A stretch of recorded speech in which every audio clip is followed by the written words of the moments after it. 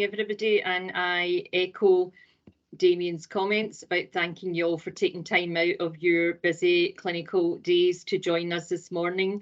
And two of our speakers, in fact, are very busy clinically and may have to leave us before the end of the webinar. We really appreciate the time you've taken to join us today. But postpartum hemorrhage is a really, really important topic, and so we're delighted that so many of you are with us. Can I have the next slide, please? So what are the aims of this webinar? We want to consider where we are with PPH and what the data is telling us, to hear from a range of disciplines about how we can manage to improve outcomes for women, and a question and answer session, which is your opportunity to share with us and ask questions and share your experiences. MCQIC is all about how we learn from each other, how we share, and how we can move things forward to improve outcomes. Can I have the next slide, please? So this is our agenda for the day. As you can see, it's very busy. We've got a lot to fit in. And as our presenters speak, I would like you to start thinking about questions that you have for them. To really get the benefit out of this, this has to be an interactive process. When you're asking your questions, you can pop them in the chat box, but we would really like it if you would pop your hand up, put your camera on and ask the question to the panel yourself. So start thinking about the questions you've got, the comments you've got, what's happening in your system, what you're doing that you could share with the community. Can I have the next slide, please? So this is the current picture of PPH in Scotland. This data goes back to May 2018. There is no change in the rate of PPH. We had some deterioration in 2020. And part of the problem also with this data is it's incomplete data. Not all units are sending us their data. So this is as complete data as we have available. And many of you will know from conversations we've had with you already, we are being asked about the PPH data in Scotland, what we're doing, what work we're taking forward, and how we can help to reduce the PPH rate across Scotland. Can I have the next slide, please? So it's my absolute pleasure to introduce Katie Hislop. Katie's a community midwife in NHS Fife, and Katie's going to take us through the first of our presentations. Can I say they're excellent presentations this morning? I'm really excited for all of these. I've had the pleasure of seeing them all as the chair, so I get a sneak preview. So I'm going to hand over to Katie now. Thanks very much, Katie.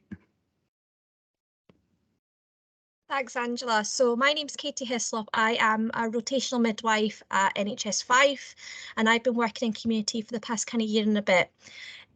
So today I'll be talking about the postnatal care following discharge into the community for our birthing people. So first of all, what I'd like to say is that the level of care and what we input into the care depends on the level of PPH that they've had and how much blood they've lost. So the women who have lost over the 500 might not get the same stuff as the people who've lost maybe over 2000. So I'll be talking about the holistic needs of the birthing person following a PPH in the community, the medical needs of the birthing person, and then also just a little bit about breastfeeding following a PPH as well. So when we first go and visit women who's had a PPH following getting discharged from the hospital after they're deemed fit enough for discharge, we always have a conversation with regards to how their birth went, how they felt their birth went, and how their care was. And it's often at this point that we feel that a lot of our patients can have been home for a day, have had a chance to talk through things with their partner, have chance to decompress really, and they've got lots of kind of questions and thoughts and feelings about that. So really what I like to do is I like to speak to my patients about it, go through all their thoughts and feelings, go through their notes if they can, if they're ready to do that, and just answer any questions that they have at that point that they maybe didn't think of in the hospital. Now they're home, or maybe they've spoken to other family members that they now have. So as part of that, I'd look through the notes, I would get their interpretation of what happened, and also make sure that they know exactly why things happened and when things happened.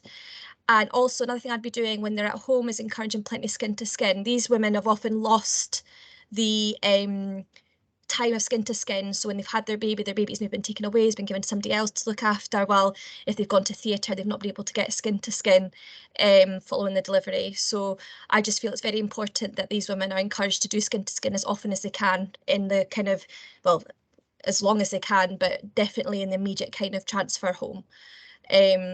So yeah. Breastfeeding following a PPH can be seen as quite difficult, and there's often reasons for this. Maybe they didn't get the skin to skin that they wanted, and that's maybe hindered their breastfeeding. They also often feel that there's kind of a myth that they've not got enough breast milk and that they won't have enough breast milk because they have had a big blood loss following a delivery. But there's actually no evidence to show that the milk should be affected by a PPH, as long as women are encouraged to hydrate properly and to just continue with the breastfeeding and given the kind of support and the guidance of both the community midwife and the breastfeeding support people that we have in place, then they should be able to successfully breastfeed and be encouraged to do so throughout the postnatal period for as long as they can. There's also some medical needs that we kind of encourage when they're at home. If they have had a big blood loss, often their iron's low, so we would encourage oral iron, whether that be straight away from home or 5 days after having, if they've had an infusion of some sort. We'd be ensuring that they get an adequate diet, making sure they're eating little and often, making sure that they're eating plenty of vitamins, nutrients, encouraging the oral iron intake in their diet as well, plenty of vegetables, all that sort of thing.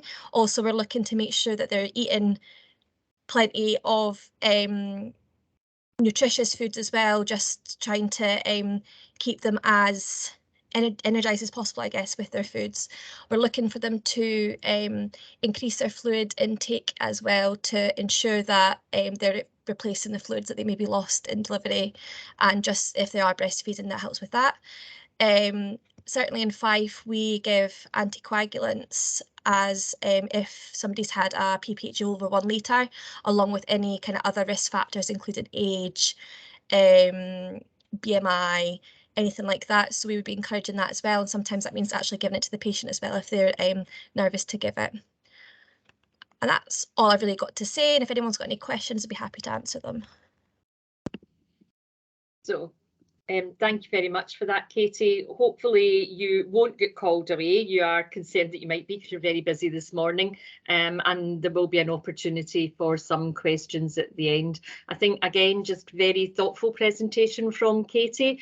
We often think that, you know, once the woman goes to the postnatal ward and goes home from an acute perspective, we don't see the work and the support that needs to go in to get these women through the next few days and weeks and really ensure that they bond with their baby. And I think very important that Katie points out to us that, you know, often we have taken the baby away from mum for all the best of reasons. However, that's still an issue for mum. So I think, Katie, you'd put your hand up. Yeah, I just wanted to also add that I do feel like it's often a forgotten subject as well when mums go home after having a PPH, because once we've kind of fixed them in hospital, they go home and there's not a lot of guidance or guidelines really, certainly for us, as to what really we should be doing to follow that. So it's something that's maybe missed a wee bit. So just encouraging that in our care, I guess, just making sure we are aware of that. That's very helpful, Katie, and perhaps some of you can bear that in mind, and you might have guidelines or something that you can share. And there was another hand up, but it's gone down. So in that case, we will move on to our next presenter. My hand is up, Angela. Oh, sorry, Jenny, it's gone. I can't see it now. I'd seen it go up, but it went down. Okay. Well, it's still up on mine. I wasn't quite sure what guidelines you mean, Laura. Guidelines for managing their, I don't know, couldn't quite work out what you mean. Guidelines for them in the community for you guys. Just when I was looking for the guideline, when I was basically preparing for this, I was looking to see if I could actually look at guidelines that actually give like a structured guideline. But our guidelines that we have, once they've gone home, there's not an actual how they're cared for at home. So we have guidelines with regards to anticoagulation. Their hemoglobin and their general health and their follow-up appointments, or meaning bonding with their baby, which I don't think is necessarily the aim of a guideline. No. More, I would say more the medical needs would be more of a guideline. So and that's a good point, which we can certainly put in place.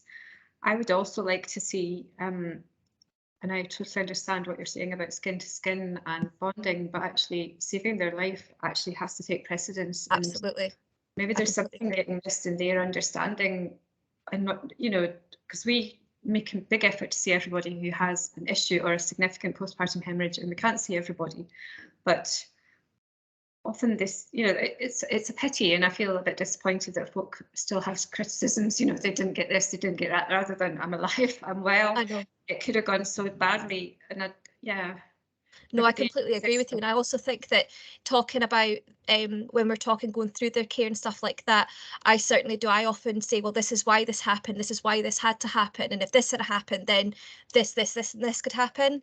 But also just making sure they know that just because they didn't get it that period, that they can still get it at any point. Because I think people think skin to skin finishes once the baby's born and dressed, whereas I think what they could is that's an antenatal education issue that they need to, we can't talk about every potential thing that goes wrong, but if something doesn't go according to plan, they may have to accept that their skin to skin will be delayed slightly, and we're not aiming, you know, but that and the fact that they can do that the rest of the next 35 years if they want to, I find that quite odd that they think the skin to skin's over.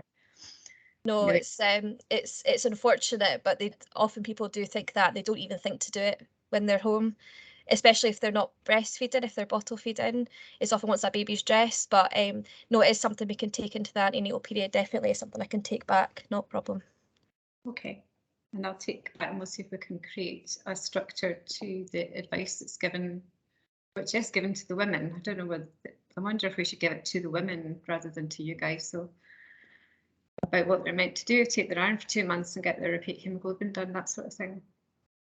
Yeah, no, definitely. So so a lot of the doctor surgeries we've got just now have actually stopped the postnatal visit as well. So yeah, well, they're never going to pick them up. They're still in massive, they're in huge up in arms about everything, and they're not going to be seeing anybody postnatally because they didn't see them antenatally and so on. Yeah, and so on. That's it. Yeah.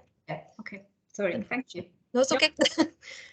So thank you very much for that, and very interesting chat on how we can put some things in place.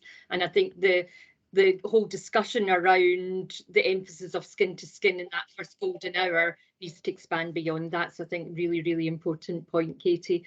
Thanks very much, and thanks for coming in, Jenny. So now I'm going to hand over to Alison Anderson. Alison is midwife and lead clinical improvement coordinator in GG&C. In the background, she has her colleague Laura Flynn, who's a senior charge midwife in labour ward at Royal Alexandra, and Laura may or may not pop into the conversation.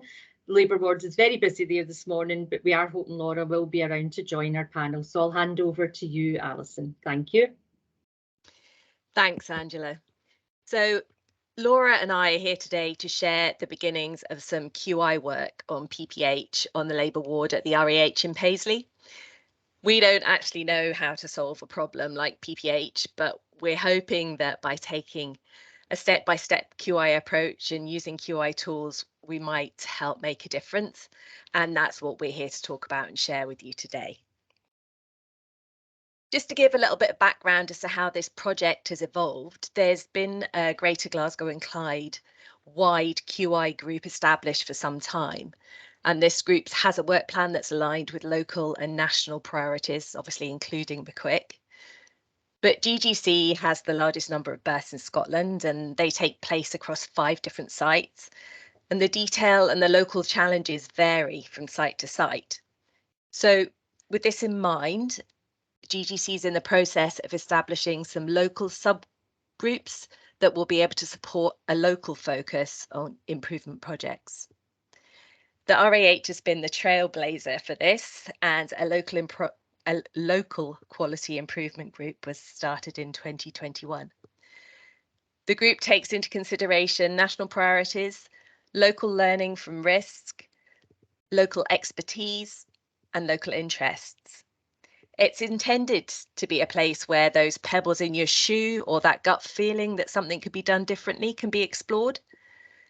The group had that gut feeling that there was scope for improvement with regard to PPH, but taking into consideration our QI approach, did the data we usually reviewed support that? So here is some of our data. The top chart is a run chart for the rate of severe PPH at the RAH, essentially the data that we submit to MCQIC. And what you can see is data over time. There's an extended median there from a baseline that was established in 2013 to 2014. There's a number of shifts, so that's 6 points above or below the median that are highlighted in yellow. Over the years, my colleagues at the RAH have done lots of work to try and reduce the number of severe PPHs, and there's been glimpses of change where it looks like there's improvement, but unfortunately, we've not really sustained those improvements over time. And if we look at all of the data that we have now, the picture is just of normal variation. A stable severe PPH rate, it's not getting any worse, but it's also not getting any better. So we wondered if we could learn anything more by using a control chart to look at the data over time. Would it give us any more insight? Well, as you can see, it didn't really.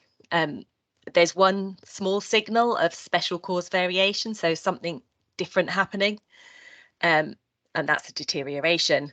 But overall, what we're looking at is a stable, massive obstetric hemorrhage rate.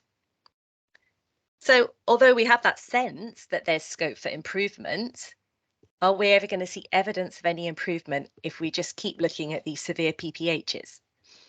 So we decided to look at all of the data relating to PPH in a different way by segmenting it by volume. And this is what we saw. Did give me lots of practice at creating control charts and applying control chart rules. But if we look at the first chart there, that is the rate of all PPHs over a litre, the upward trend is really quite obvious. And there's quite a lot of signals of special cause variation, shifts, data points out with the control limits, clusters of data points close to the control limits. If we look at PPHs from a litre to 1.5 litre, again, a very obvious upward trend and some signs of special cause variation. I'm wondering where those circles have landed on the screen. They were in the right place, but now as I'm looking at it, they're not quite sitting in the right place. And then when we move on to 1.5 to 2.5 litres, there is a slight upward trend, but it's not quite so significant. And the signals of special cause, again, are not quite as significant as in the previous charts. And then you can see at the bottom there, the chart that you've already seen for the 2.5 litres, just for comparison. Looking at the data in this way ties in with that gut feeling that there was scope for improvement. And what we can see is that there may be greater scope for improvement in relation to those smaller PPHs. This project is in its early stages, but as you can see, we're trying to use QI methodology to see what we can do and to see what happens. This driver diagram was developed by that overarching QI group and illustrates where the RAH local project is focusing in the first instance, and that's on effective evidence-based management of PPHs. That doesn't mean that we're not looking at the other threads in this driver diagram.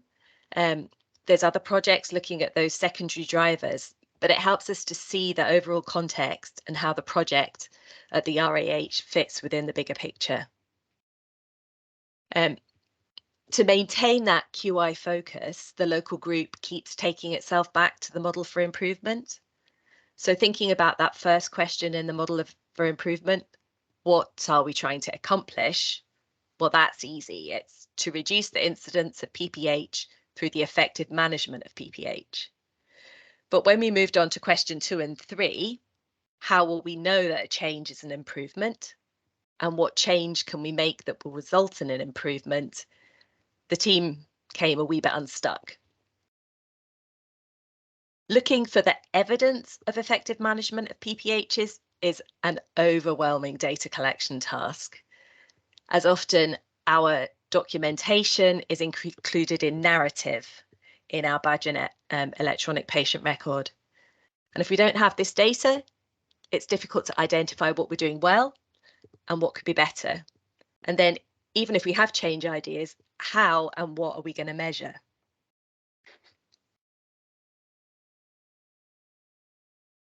The discussions that have taken place around PPH on labour ward at the local QI group, at the local risk meeting, have generated quite a few change ideas, which you can see here. And they're centred on what we know about evidence-based management of PPH, but they're also informed by that local experience. And the theory that we're working on initially is that by improving our documentation, and that means using the PPH form on Badger rather than narrative, this will create easier access to the data that in turn will help us understand what we're actually doing well and where scope exists for improvement. So we might know which of these change ideas are going to have the most impact. But also alongside that, we're using a tool that already exists, that PPH management form, as a prompt to help with the management of PPH.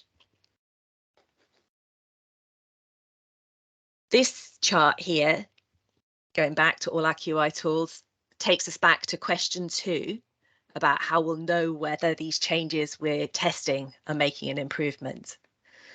Well, so we've decided that our process measure is around comprehensive and accurate completion of those PPH forms on Badger. And our first cycle of PDSAs have been around awareness raising, highlighting the scale of the problem, giving an overview of the correct management, and raising awareness about how to document using that PPH form on Badger. Our story so far isn't yet one of huge improvement, but we'll keep testing all of those change ideas and see what happens.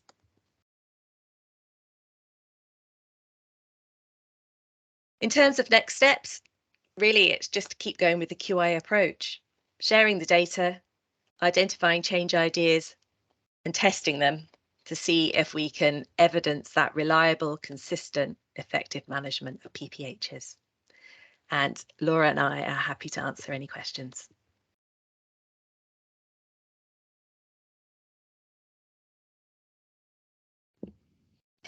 Alison, thank you very much for that. And I think a lovely example of really looking at your data and going through the PDSA cycle for improvement and what can happen and engaging with staff. So thank you very much. There aren't any hands up, so we'll hope that our colleagues are all thinking about questions for the panel at the end, and we'll move on to our next speaker. So our next speaker is Dr. Nirmala Mary. Nirmala will be known to many of you. She is a consultant obstetrician and gynaecologist in NHS Lothian, and I'm absolutely delighted to share with any of you who've not picked it up on Twitter yet or don't know that Nirmala is our new obstetric clinical lead on the MCQIC programme. So absolutely delighted to hand over to you, Nirmala. Thank you, Angela. Hi. So thank you for inviting me to talk about postpartum hemorrhage and obstetric perspective. All the data has kind of, set me thinking, what can we do differently? Why have things not changed? So the focus of my talk has been more about what we can do to prevent postpartum hemorrhage or try and reduce this from happening. So Angela has already alluded to this. These are the rates of postpartum hemorrhage in Scotland, and the severe PPH rates have been fairly steady at 6.7% per thousand. Again, we have seen Alison and the team in Glasgow and lots of units, and almost all units, in fact, in Scotland, who have been doing a huge amount of work focusing on management of PPH, risk assessment, recognition, with collaborative working with the anaesthetic team, the haematologist, to optimally look after women. But why are the rates still stable? Why are we not doing a good job? So looking at the data, we have all probably set our eyes on the Best Start Caesarean Section Reviews report produced by Scottish Government. And we know from our experience and from data that Caesarean section rates are rising consistently and exponentially almost. And we can see that comparing England and Scotland data, our rise is steeper. Again, this is some data from Royal College of Obstetricians and Gynecologists about instrumental deliveries. And again, we can see that there is a rise in instrumental deliveries as well, and also an upward trend towards increased use of forceps, which can also increase risk of maternal trauma. So going back to the risk factors for postpartum hemorrhage, I can try to look at them more as modifiable and non-modifiable. We're all aware of the risks, so I'm not going to go through them, but specifically looking at cesarean sections and rising trends, inductions and rising trends, and increased emergency cesarean sections. So we explored in a little bit more as a one-off look at the data at the Royal Infirmary, and you can see that the postpartum hemorrhages or severe postpartum hemorrhages associated with emergency cesarean section are high. You're looking at nearly 1.2% for in Royal Infirmary of PPH of over 2.5 litres. And again, if you look back at bleeding over 1 litre, you can again see the risks associated with instrumental deliveries or emergency cesarean sections are quite obvious, with a very significant number, 25 to 30% of women having bleeding more than 1 litre. So this is then focusing on vaginal births. Is there anything different we can do? Again, there is a higher risk of bleeding associated with tears and episiotomies. And is there anything we could do differently to look after women? So I just wanted to highlight the various bundles we have in place. We have the RCOG patient information leaflet, which has shown and it has tested and proven evidence-based care bundle to reduce 3rd and 4th degree tears and perineal tears. So, perineal massage, helps antenatally to reduce tears. The use of warm compress, there is a good meta-analysis which has come out, which shows that it reduces the tears by 50%. It reduces the need of episiotomies by 50%, and in fact increases the intact perineums by 50%. So is there anything different we can do in lots of other areas to try and reduce the amount of bleeding women are having? I know Katie has already alluded to the importance of physiological management for helping with breastfeeding in these women. But again, it's about physiological management of labor, encouraging women to mobilize optimal positions in birth, which are known to reduce 3rd degree tears. And again, there is evidence to suggest that breastfeeding and skin to skin immediately after birth with both vaginal and cesarean sections can also reduce bleeding.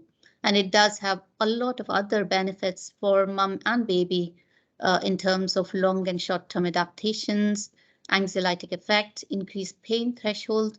And these are all, probably cumulative things which we can do to try and reduce postpartum hemorrhage. So again, Alison has already alluded to inductions as one of the reasons. And we know that excessive dose-related oxytocin use can lead to desensitization of the oxytocin receptors. So again, it's about being thoughtful about using the right amount of drug and not using too much of the drug. So we know using something like 10 milliunits per hour is the optimal dose for most women in labour, and try not to hyperstimulate women when we're using medication, which are essential but can be unsafe. Similarly, with induction of labour, especially with the cumulative effect of induction and oxytocin, you can see that there is a significant rise in rates of PPH associated with that. And again, we all see worldwide cumulatively rising induction rates, and we need to be mindful that every intervention we do does have additional risks.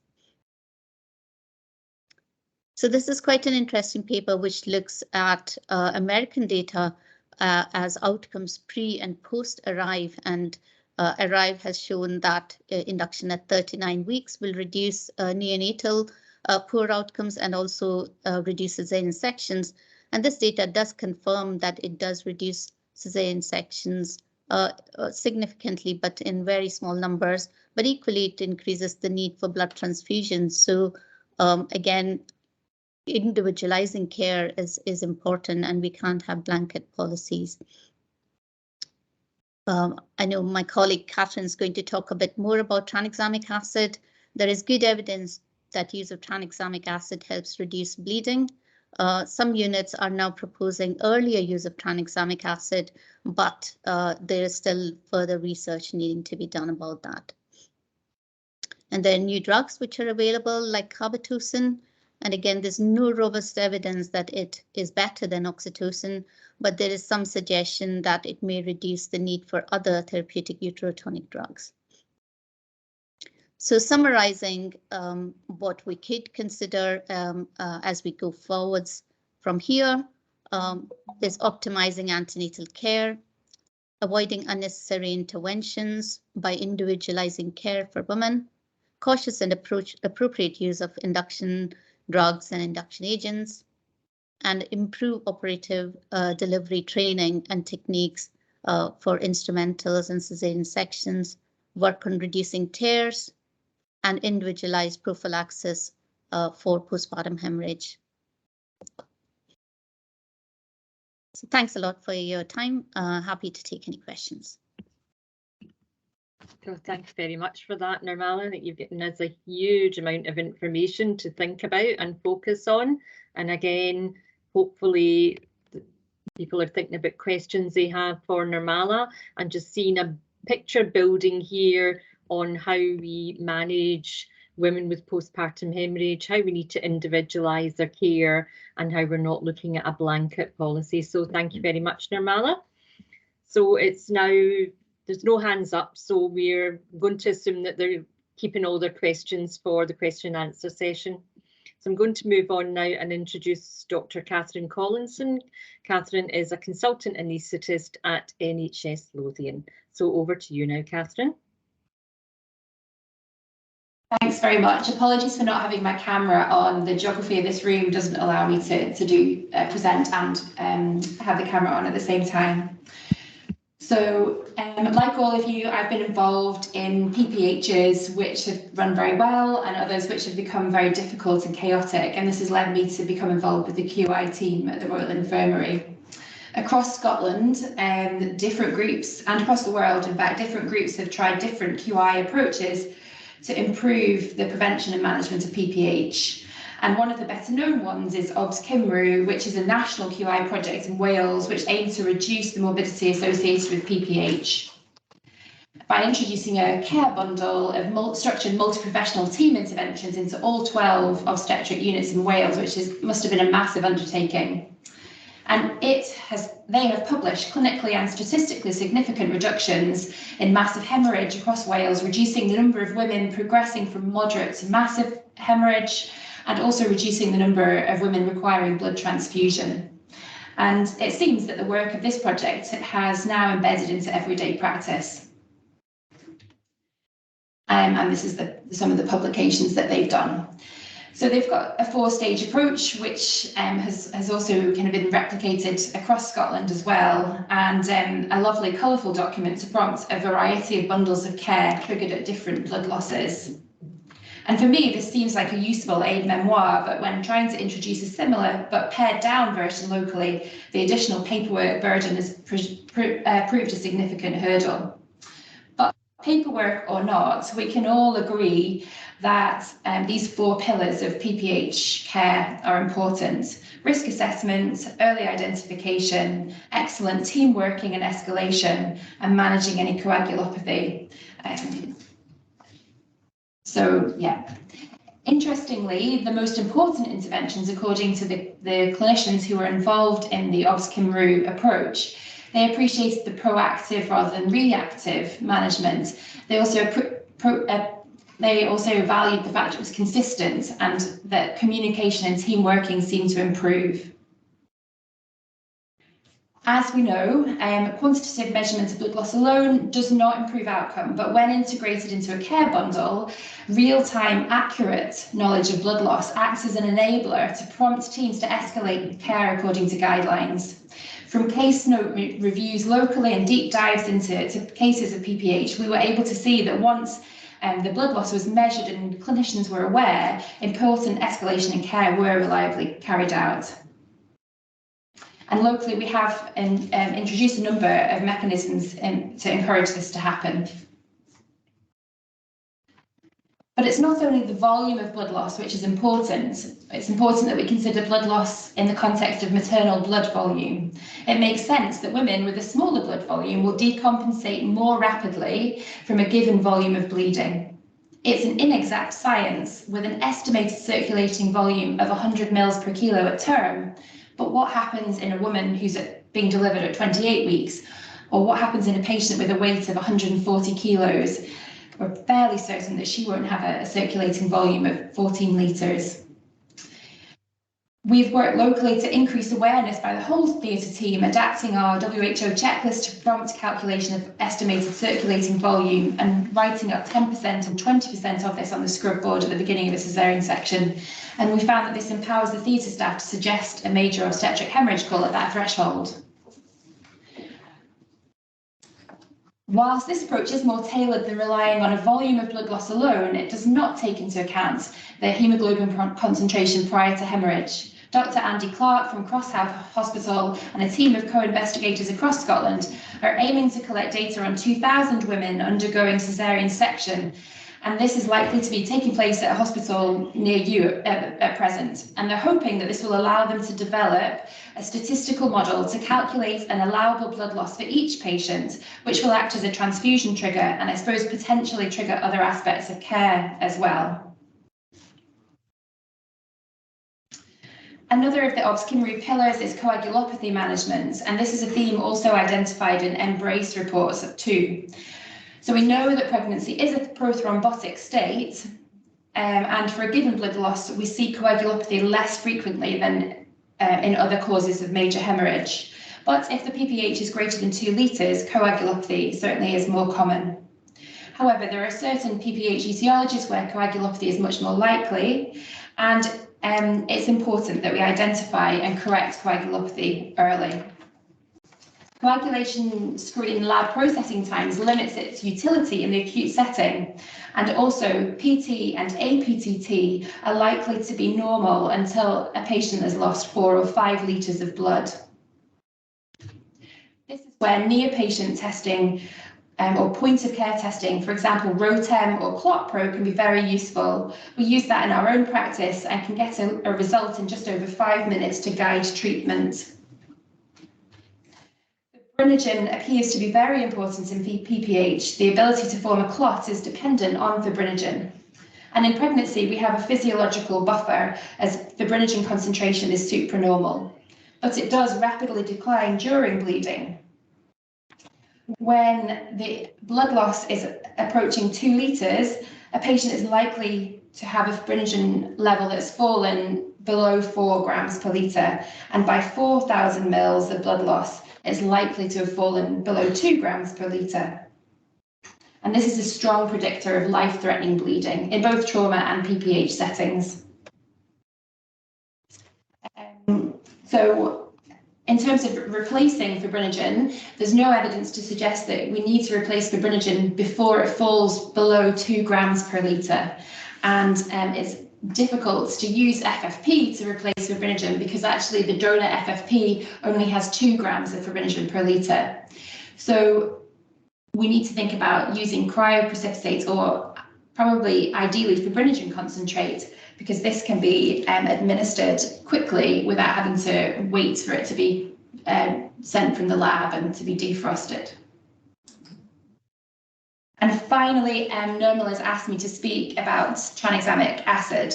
So I hadn't realised that it was actually invented specifically to reduce maternal death from postpartum hemorrhage. It was invented by a husband and wife research team working in Japan in the early 1960s, but they were unable to persuade clinicians to trial it in PPH at the time.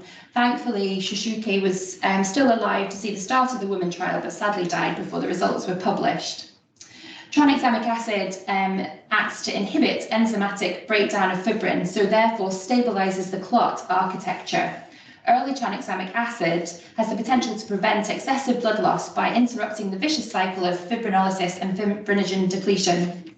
We're all aware of the results of the woman trial, which has changed our practice, and our administration of TXA is fairly reliable, part of our care bundle. The results, I'll just remind you, reduce the risk of death from bleeding by 1/3, reduce the need of laparotomy by 35%, and it's cheap and easily available as well.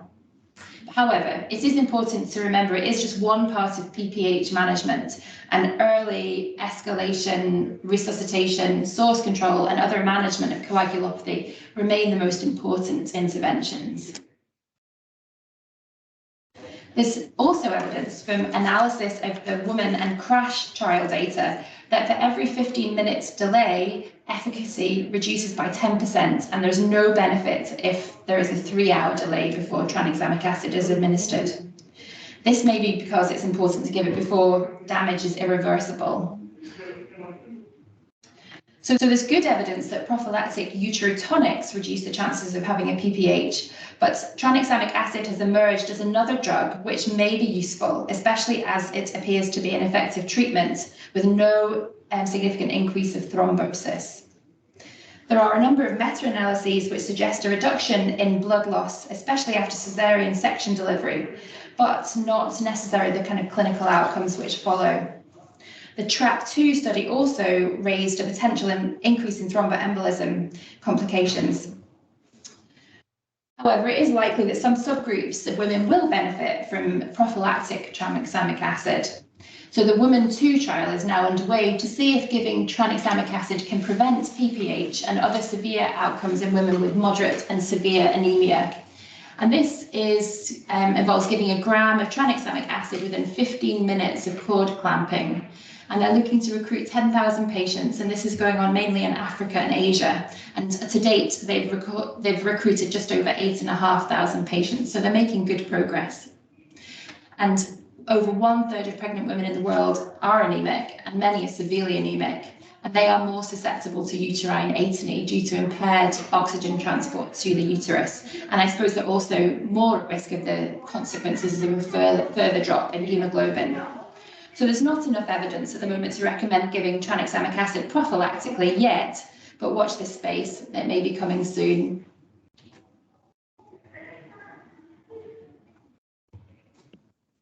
So thank you very much for that, Catherine. Again, an fascinating presentation with a wealth of information there.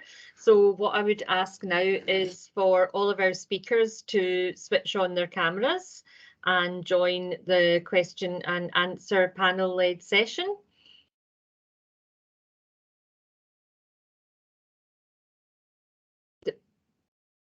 Thank you. And if people would like to pop their hands up, and if they tell us who they are, where they're from, and whether it's just a general question or a specific question for one of our panel members. Jenny, do you want to go ahead? Thank you. Yeah, that was great, guys. It's so interesting to have it all pulled together like that. It's all stuff that we know about, but I think we definitely benefit from hearing it all in one place. And I think the whole thing, the biggest thing that strikes me is it's a bit like the Embrace report. The level of maternal deaths hasn't fallen, but that's possibly because of the things that are leading to us, you know, the comorbidities and complexities and expectations that are driving things. And maybe that's where our problem is, that we are inherent in our raised induction rates and our increased comorbidities and obesity and increasing cesarean section rate. We will never be able to reduce this rate. And it's really about the harm, isn't it? It's about reducing the harm that occurs from them.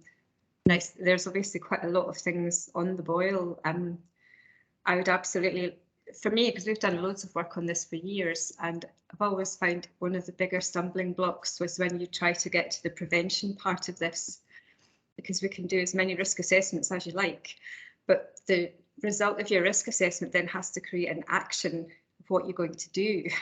And people in general, there's quite a resistance to a more blanket approach. I just can imagine what I would get if I said we're going to give everyone tranexamic acid after cord clamping. It would be shot to pieces straight away. But it's really the only way to go, to me. You know, but I have had a big sort of ongoing debate about using oxytocin infusion after every cesarean section, electives included, and you know, it makes such a strange resistance to things like that. But I really do feel that's the only way. You know, I think that's the way to go. We have to make our risk assessment turn into preventative approach. And there's so much in here about ROTEMs, so that we know what our clottings are, so that we can get in there faster, so that we're getting other drugs in sooner. I think it's great to bring all this together. But maybe it's the other part of what I was going to say is about focusing on one outcome. It never really works, and we've discovered that you focus all your efforts on reducing cesarean sections and it causes too many other unintended consequences. It'll be the same here. So it sort of has to go managing induction rates, managing cesarean section rates, managing postpartum hemorrhage will have to go as a big hand-in-hand sort of thing. But we would be delighted to be part of any of the work that's going on. So great stuff. Thank you. Thanks, Jenny. Does anybody want to come back and answer Jenny before we go to our next questions? Nirmala? Yeah, totally agree, Jenny. I think it's so multifactorial, and it almost feels, you know, it feels a little bit disappointing looking at the graph, but I would say we should take it positively that we have actually managed to maintain it at the level it has been despite rising interventions. So I think, you know, data, when we look at data, we need to understand what else is happening. And I would say, you know, with the rising section rates, it's actually credit to everyone who's interested and has been doing all this work so far that we've actually managed to maintain it. But, you know, there are and no PPH is, you know, for one reason. You know, we know trauma plays a big role. And I think, you know, and for women's satisfaction as well, you know, reducing tears, reducing episiotomies, you can easily see a woman bleed a liter whilst waiting to get sutured. And, you know, and looking at the data, that's, you know, you see that a significant proportion of women go through that. And I totally agree with your, you know, use for Synto, high dose Synto after delivery, you know, because I was trying to see, if the syntocinon receptors get desensitized, do we need to use a different agent, you know, as opposed to syntocinon? But there is, you know, there have been studies done in vitro which have shown that using higher dose of Synto is what actually is most effective compared to ergometrin, misoprostol, and everything else. So I think definitely worth considering syntocinon infusion for women who have been on Synto, if not, you know, for emergency sections. Oh, there was one other thing I forgot to mention, which was that study where they're talking about allowable blood loss. I've heard this mentioned actually a few times, that people are like, what do you mean allowable blood loss? And I think that's a bad word to have used. I don't know if that can be changed, but I think allowable implies it's a target that you get to, as opposed to there should be the target should be less than 500. And it just seems, I suppose, is there any way of changing that to acceptable in this sort of individual situation? You know, it's a case by case risk assessment, and that an acceptable blood loss for that person would be blah, rather than what's allowed. Because as with all these things, the next thing you get is someone telling you the woman's allowed to lose, you know, 2 litres. Yeah. Well, no, that's not the right way to look at it. You know. Yeah, Anyway, I think it is maximum allowable blood loss, but yeah, it's difficult terminology. Well, but the thing is, when you're doing it, you understand exactly what you mean. It's just that other people walk away and come back at you with some rather odd sort of interpretation of these things. We spend most of my life is about telling people it's not a target to stillbirth rate and it's not a target of blood loss. You know, the targets will be 0 if that's what we mean. But anyway, thank you. Anybody else in the panel want to come back on anything Jenny said before I move on? In that case, I have Julie Murphy. Julie, you had your hand up. Hi there. Can you hear me okay?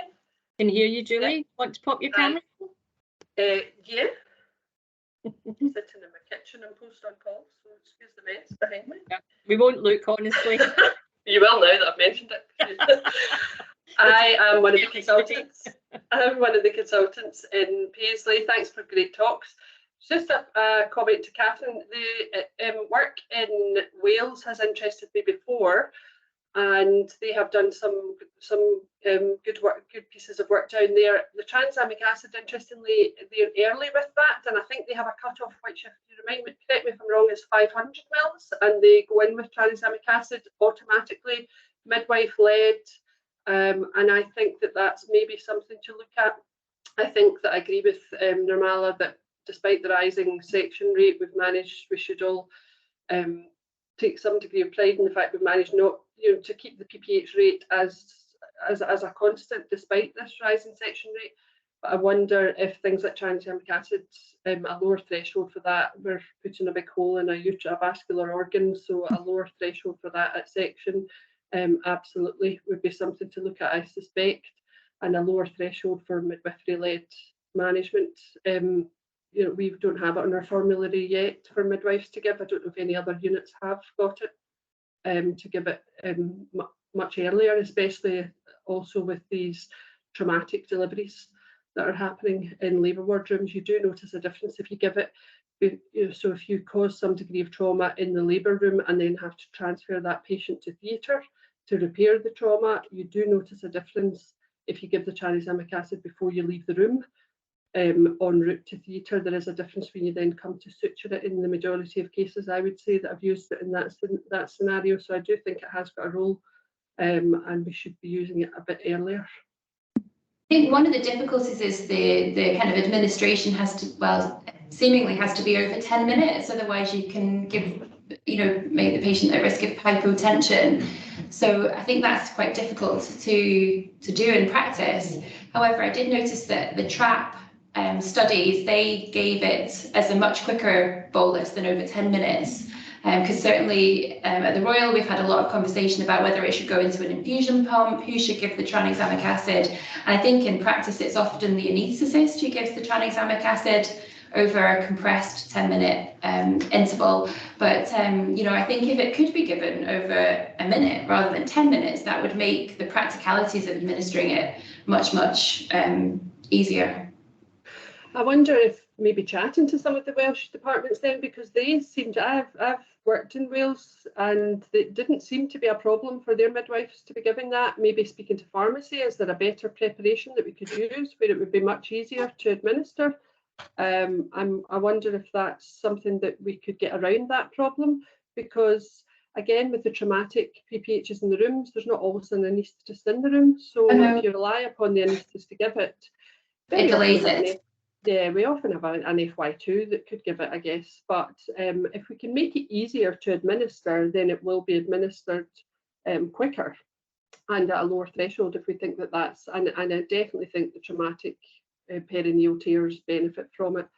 And I have a low threshold for giving it at section, especially if you see a vascular lower segment, then you know that you're going to need it to some degree. Obviously, you're going to have to suture the hole, and that's going to cause, stop most of the bleeding, but I think it's got a role. And I did like your comment. We don't currently do it, as far as I'm aware, of writing on the board what what percentage of blood loss would be a concern beyond, and that I'll probably take that back to Paisley. Thanks for that. Jenny, you're next. Come on. So we do tend to use tranexamic acid quite freely, and I totally agree. And I think the problem is all the doctors here will be in agreement with that, and the difficulty is engaging your other colleagues that that's a thing to do, because it is medicalising things to an extent, although I would always argue it's less medicalising than dealing with the massive bleed that you next get. I don't think we have a difficulty with who gives the tranexamic acid that, and I don't think you'll be able to get it in any other preparation, to be honest. And we also have on our theatre, we have some things maybe we haven't shared with you guys. We have phase 2 PPH check. We have a PPH checklist that we use, which is a piece of paper which we generate immediately. There's bleeding over 500, and then we have a phase 2 one which we're using in theatre, and we always write on the board the cumulative blood loss. So we do have a very ongoing contemporaneous sort of documentation of it, and we also have instigated a 15-minute stop, like the trauma theatres, where you stop every 15 minutes to check where you're at.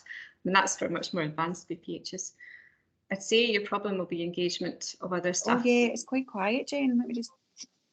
Oh no, you're fine. You're fine now. So I think you need to think about engaging other staff groups if you want to start being more proactive, because we've tried a bit before and found that to be the stumbling block. And I think everyone here is probably in agreement, and I think all the doctors are in agreement. You just might need to work at. I think they had the same problem with Bricken. I remember when we brought Bricken tributylene out for neonatal resuscitation and or fetal resuscitation with Brady's, and there was the hesitance there, but it seems to be much more acceptable for midwives to give that. So maybe with time, education, and well, they have to see a benefit. They have to agree there's a benefit and agree there's a need. Otherwise, and it's not just midwives, the anaesthetists in our unit are not keen on us getting in there too soon with stuff either. Oh, right, okay. Would any of our midwifery colleagues like to come in and make any comments, or? I would agree that education would be the key to getting over some staffing members that won't engage with that sort of thing. I think like doing information, like giving them the information, giving them education, all that sort of thing. I think that's probably going to be the best way to get around that. Thank you. So is anybody else wanting to come back on that comment? Or will I've got, is it? I've got, is it Nithya? Yes, it's Nithya. It's Nithya. Nithya, sorry, Nithya. Apologies for my pronunciation. Do you want to come in? All right. Yeah, sure. I'm one of the consultants at NHS Fife. Yeah, so I was just, trying to echo Jenny's comments. We have done quite a lot of work in Fife, and I would agree with so much of evidence for tranexamic acid, out with obstetrics, given our high-risk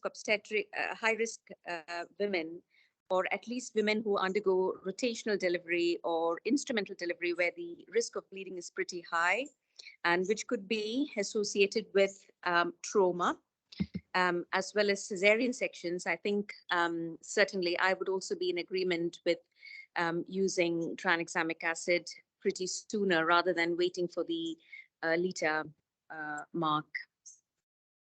Yeah, that's and excellent. I mean, the data today and the talks were really good today. Very interesting.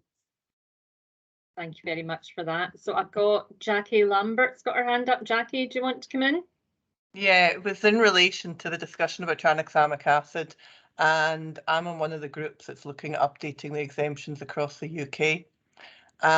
We did, and one of the requests was for tranexamic acid to be added to the exemptions. It hasn't been, but because that group is very much hosted, it's UK, but it's very much hosted by NHS England. They have national PGDs. So many of the suggestions that went forward as being exemptions have gone into the list of their national PGDs. We don't currently have national PGDs in Scotland. Andrew Radley, the pharmacist from Tayside, has been on that group with me. And again, some of the discussion was about, well, actually there seems to be a benefit to having national PGDs, and along with the national guidelines that are sitting with the network development. But there is that about where that sits in terms of a piece of work in Scotland. So just to update you in terms of the exemptions discussion. That's lovely, thank you for that. And Sam, do you want to, from the panel, want to come in that? No. So earlier on, Laura Gill had her hand up. Laura, are you still with us? And do you wanted to come in? Hi, yeah, thank you. I'm Laura Gill. I'm a anaesthetist in Fife. I think this has been great, thank you, and it's so good to have lots of people together and involved and interested. And I was just wondering, I mean, clearly we are all working really hard in our individual units trying to reduce rates of PPHs, and broadly, I suspect we're all doing much the same thing. And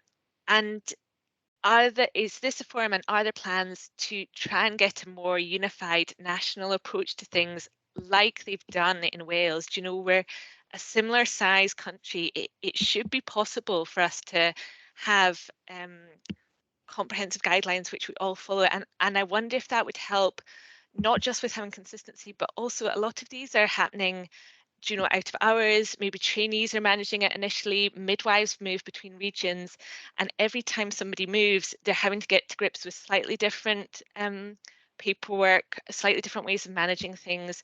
If we had a national strategy, I wonder if that would help bring it all together and actually help reduce rates like they've managed to do in Wales.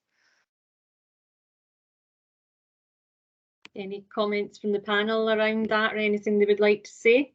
Yeah, I would totally agree, Laura.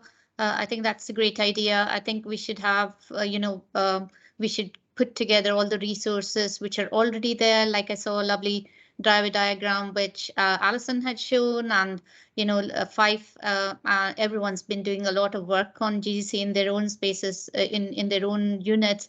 So I think we should pull together all the resources, make one national kind of guideline if everyone agrees to it, or a driver diagram, and then it's much easier for us to do focus work then and see what improvement has made a difference, and we can share that information, and maybe some ideas don't work whereas some work better, and I think unless we we do focus work on it, we won't. And we already have units like nations like Wales who have proven a 30% reduction in PPH with the protocols they're using. So I think, we should use work which has already been done and build on it, and hopefully we will then see a shift in the trends.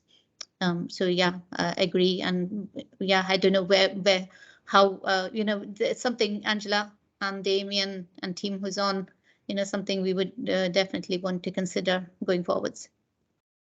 I suppose, just Jackie, just before you come back in, my one question to the group would be how many are using the 4-stage approach that was developed for PPH in Scotland, and how many have taken that and then altered it to their own setting? Because when we talk about a national approach and everything being national, what we tend to find is that once resources are out within boards, and it's not that everything can be the exact same.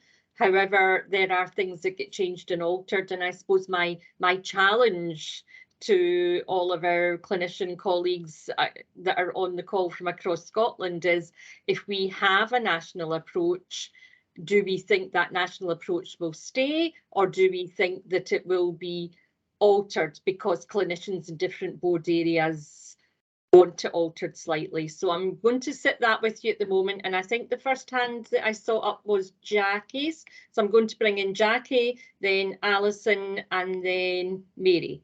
So if I go to Jackie first. No bother, and it was just really the question or this around about the perinatal network, because obviously during COVID, Nirmala, you were very, instrumental in driving forward some of the guidance that was developed, and that really brought people together. And obviously there is now the guideline group that's been set up under the network, and it is about that is all of Scotland's perinatal network. So it does feel that is the place for working obviously alongside MCQIC around bringing together some of these guidance and guidelines, because surely that is the purpose of a perinatal network, and I suppose it's how we all make sure that everybody's engaged and linked into that. I'm going to go to Alison now. It was actually really echoing what Jackie was saying there about getting the buy-in and the engagement to a national guideline is really important. You know, GGC is a big board. We've got 3 obstetric sites, and it is a challenge to bring together guidelines that work well for 3 different units. And if we're looking at the whole of Scotland, then that's an even bigger challenge. And it's only going to, in my humble opinion, only going to work if everybody is committed and bought into that concept. Otherwise, the work in developing those guidelines is going to be not put to best use. Thank you for that. I've got Mary now. Hi everyone. I just wanted to make the comment. We originally, had used paper risk assessment forums, like for patients for PPH, and then we moved to the electronic Badger system. Like the electronic medical record went on to Badger, and the risk assessment on Badger was at odds with the local guidelines. So the staff were confused by that. Like which guideline do we follow? We're supposed to, do away with all the paper, so we're trying to follow a guideline on Badger that's at odds with the like the local guidance. So that's been a wee bit of a has been a wee bit of an issue in the past, and we're still at a point where in elective theatre we are using a paper risk assessment forum rather than the Badger forum, and then in the Labour Board we're using the Badger forum. So there's very definitely work that we can do, like to streamline our risk assessment here, but I think a national guideline would be fantastic. To think that we were all doing the same thing would be amazing. Thank you for that. Jenny, you're wanting to come in?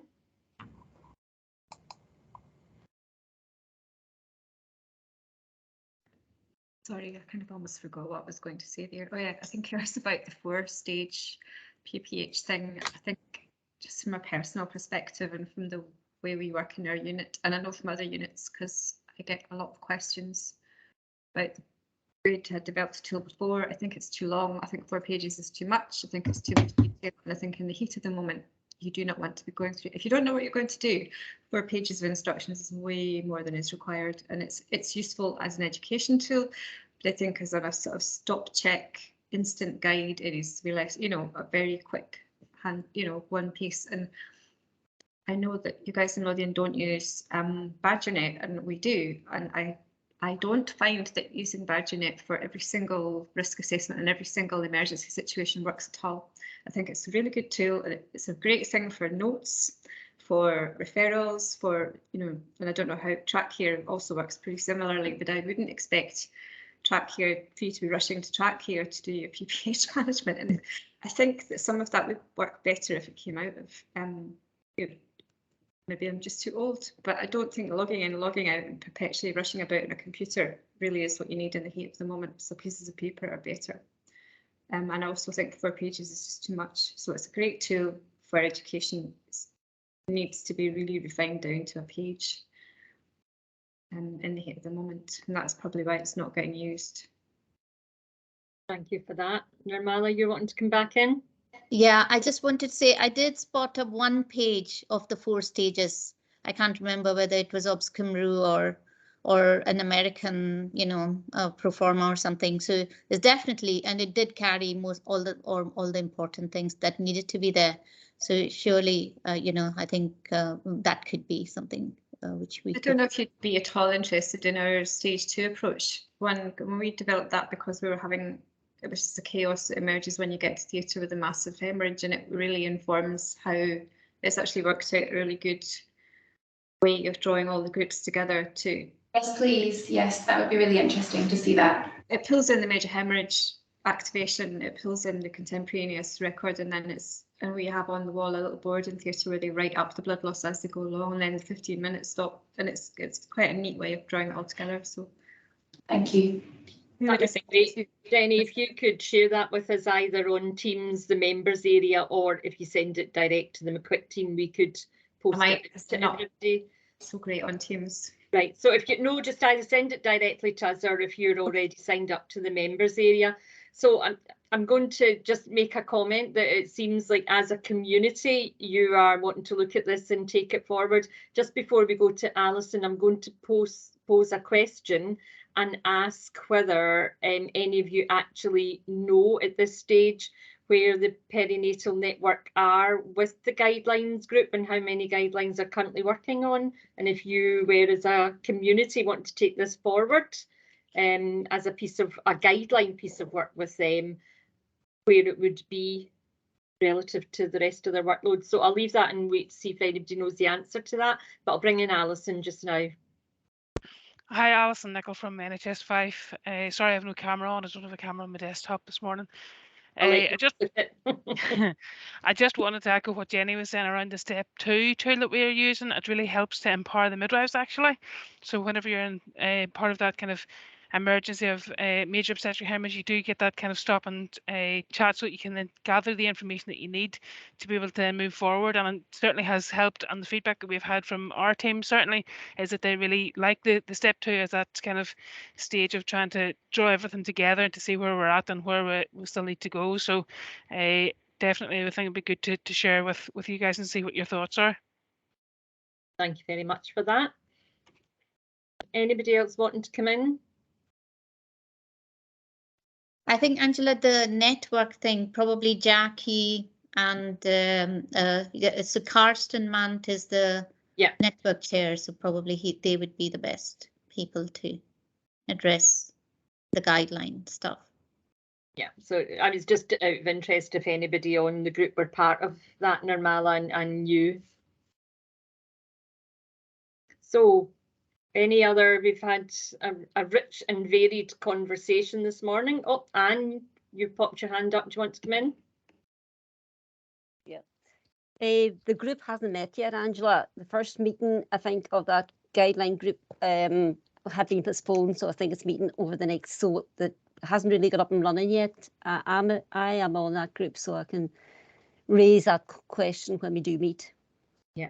Do you know, Anne, if they've got a number of guidelines already that they're, or is that you not got that? No, it's just the very first meeting is yet to take place. Okay, that's lovely. Thank you. That's very helpful.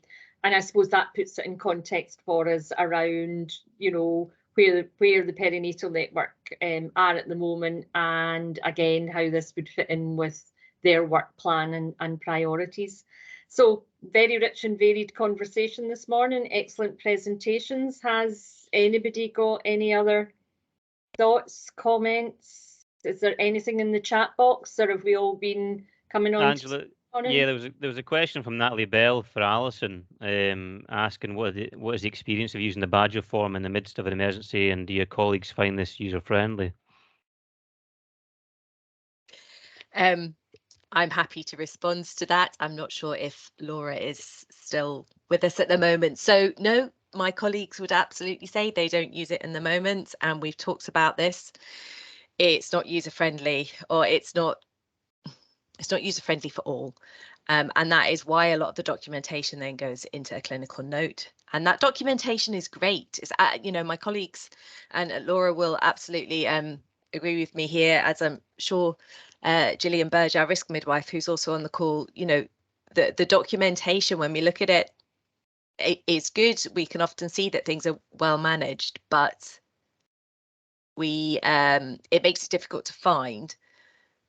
We have been thinking about how that PPH form could be used as a very quick, instant reflection on a PPH, that it is filled in retrospectively, but that point to stop and pause and reflect on whether the PPH was as well managed as it could have been, perhaps is also a way in which this PPH form can be used.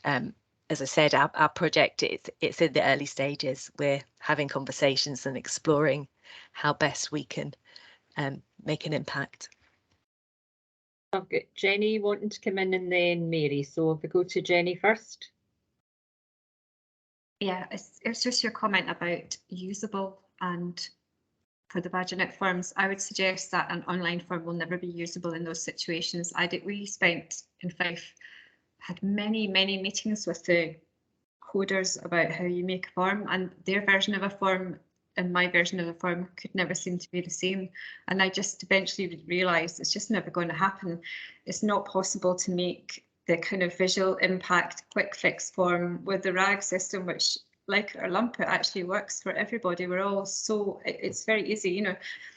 I think, I just think Baginet has a lot of roles, but an online emergency scenario is not one of them. Instead of trying to make it appropriate, we should just probably park that, because we've just thought, right, well, it's never going to be as good as something that we've got that works well, and we know it works well. Could be improved on, but just to say, just in case anyone goes off to start changing the Baginet forms, because you just aren't going to, you can't be logging in and trailing about through a form online in the middle of theatre. Thanks for that, Jenny. Mary, did you want to come in? Thanks, Angela. Here in the Labour Ward in the Queen Elizabeth, in the recent past, we've been driving the use of the form on Badger at PPH.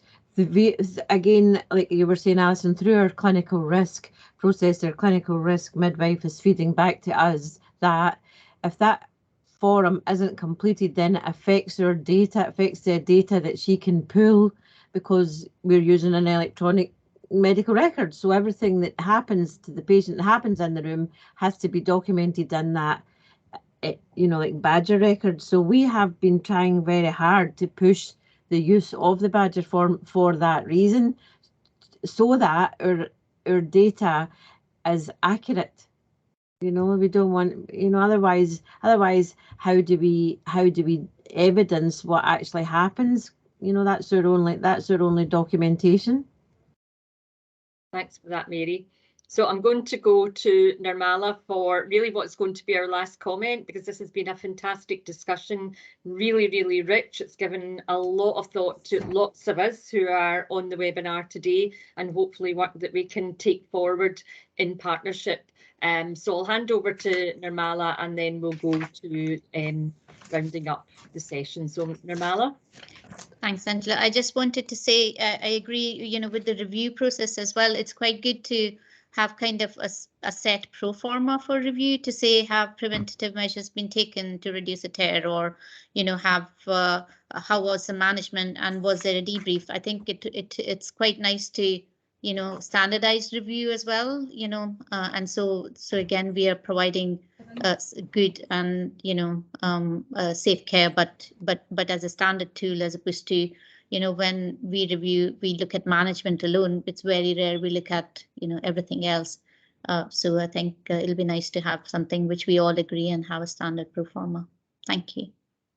Okay, thank you. So if anybody's got any other comments, questions, suggestions or anything, if you want to pop them into the chat box. If you think about anything later on, please feel free to contact the team.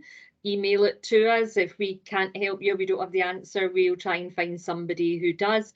Or for those of you who are already on the members area, if you use the members area. So thank you very much for this. And can we move to the next slide, please? I think I'm on the first slide. I'm on 2 of 65. Oh, there we go. I thought we were going to have to do all that again. So thank you all very much for joining us this morning. Our future activities, we've got our Essentials of Safe Care Neonatal Care Workshop on the 2nd of August from 10 till 12, sorry. I know it says the Neonatal Care Workshop, but I think it would be really interesting for some of our midwifery and obstetric colleagues, anaesthetic colleagues, to join us. Anything that happens to the neonate is obviously impacted by the baby, and we very much have to see ourselves as a perinatal community, and we can't separate one from the other. So I think that would be a really interesting workshop. We've got our caesarean section workshop on the 23rd of August from 10 till 12. We're hoping again that will be a very interactive workshop like this, our very interactive workshop like our previous one, with the boards discussing with us what they're doing, what they're looking at and what their data is telling us. We've got the Scottish Patient Safety Programme national event on the 27th of September.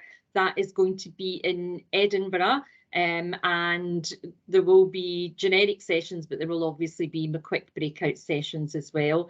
And just to remind you all about the MCQIC members area. Can I just go back one slide, Clyde? I think I've missed one out. Yep, can I have, or can we as a team have your reflections? And we would like you to think about what you'll take away from today. What will you do now? And what are you currently doing that you can share? So really important. Jenny's obviously already offered up her step 2 tool, but anything that you can offer, anything you can share with the community is excellent. Sharing what you're going to do now, or sharing it on another webinar or in the members area or in the chat would be excellent as well. So thank you all very much for taking time to think about that. And I know some of you will think about it instantly, but others will take time to reflect on what they've heard today, perhaps look at some notes they've made and will want to come back. So if you keep all of this in mind as you move forward. Can we just move forward? I think it'll be slide 63 we should be on now. So if you have your smartphones available, if you can scan the QR code and just answer a couple of questions for us. Your feedback is really important to make sure that we hit the right note with our webinars, that we're providing the support that you need, and we're discussing the comments, that the topics that you want us to comment on. If you don't have your smartphone to hand, there will be a paper version of this somewhere that you will be able to use also, so that we get as many responses as possible to that. So I'll just pause for a second or so, because I know sometimes by the time you rifle for your phone and get your password in and scan it. Delighted that so many of you could stay on today. We appreciate that some of you have had to drop off the chat. We've all got busy clinical roles to undertake, but I do think today has been really worthwhile. I think it's taken us to another level in our discussions around PPH and how we can move this forward, and very much acknowledging what has been said by Nirmala and Jenny and a couple of others of you across the course of the morning, is that the fact that we're managing to hold the rate is good, given everything else that we're dealing with and how interventions are going up. However, it would be nice if we could see that rate coming down slightly, and certainly when we listened to Katie this morning, around what it means for the mums when they go home with their baby, really important that as few women as possible are going home with those big PPHs. So can we just move on to the next slide now, please, Calda? So key resources will be available here. These are all our contact details. Most of you will know all about these, but again, making them available to you so that they are there. They are very much easily accessible, and we encourage you all to tweet about our webinars, tweet about the work of MCQIC, and to use contact details for resources as we move forward. And just the final slide.